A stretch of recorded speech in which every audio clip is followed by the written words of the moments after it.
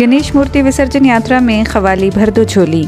जी हाँ नाजरीन, चार मीनार के शहर हैदराबाद में भाईचारे की एक अनोखी मिसाल देखने में आई जब गणेश उत्सव रैली के ऑर्गेनाइजर से मूर्ति विसर्जन के लिए निकाला गया जुलूस जब मक्का मस्जिद के करीब से गुजरा तो भर दो झोली ख़वाली बजाई गई।